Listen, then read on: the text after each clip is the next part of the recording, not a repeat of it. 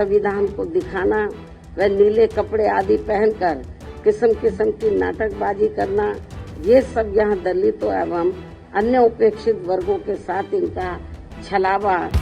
पंजाब सरकार की post matric scholarship योजना 245 करोड़ रुपए आवंटित ताकि अनुसूचित जाति के विद्यार्थियों को मिले उच्च शिक्षा। अगर मुझे ये स्कॉलरशिप ना मिलती तो शायद मैं अपनी पढ़ाई जारी न रख पाती। 2,31,000 विद्यार्थी पंजीकृत, 92 करोड़ की रकम दी जा चुकी।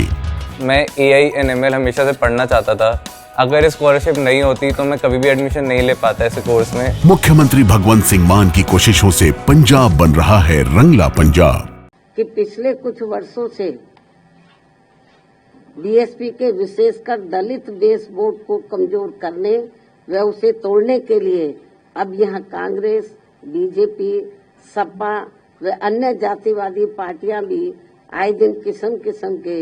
साम दाम दंड भेद आदि अनेकों हथकंडे इस्तेमाल कर रही है, जिनसे इन्हें कदम कदम पर जरूर सावधान रहना है। हालांकि इस मामले में मैं भी इन्हें समय समय पर काफी सचेत करती रहती हूँ,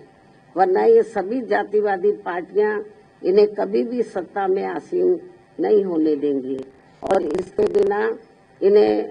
इसके बिना इन्हें बाबा साहब डॉक्टर भीमराव अंबेडकर के अथक प्रयासों से भारतीय संविधान में मिले कानूनी अधिकारों का सही से पूरा लाभ नहीं मिल सकता है। खासकर सरकारी नौकरियों में तो इनके आरक्षण को इन्होंने कोर्ट कचहरी की आड़ में काफी हद तक निष्प्रभावी ही बना दिया है। इतना ही नहीं बल्कि SC/ST के साथ साथ OBC वर्गों के लोगों को भी आरक्षण एवं अन्य कानूनी अधिकारों का अभी भी इन्हें पूरा लाभ नहीं दिया जा रहा है। और अब कांग्रेस पार्टी तो सही समय पर आने पर इनके आरक्षण को ही पूरे तौर से खत्म करने में लगी है, जिसका ये ऐलान भी कर चुके हैं। ऐसे में कदम कदम पर कांग्रेसी नेताओं द्वारा संविधान को दिखाना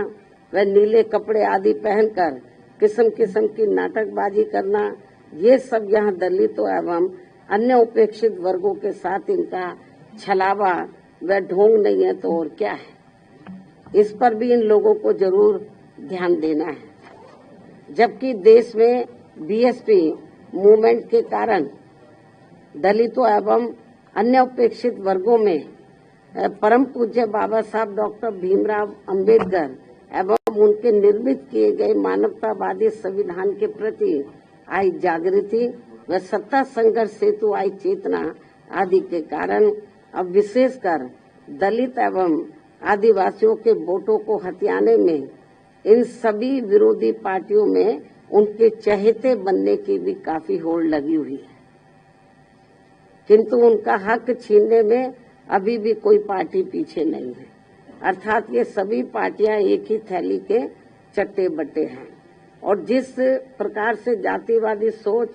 व द्वेष के तहत चलकर कांग्रेस पार्टी की सरकारों में बाबा साहब डॉक्टर भीमराव अंबेडकर सहित बहुजन समाज के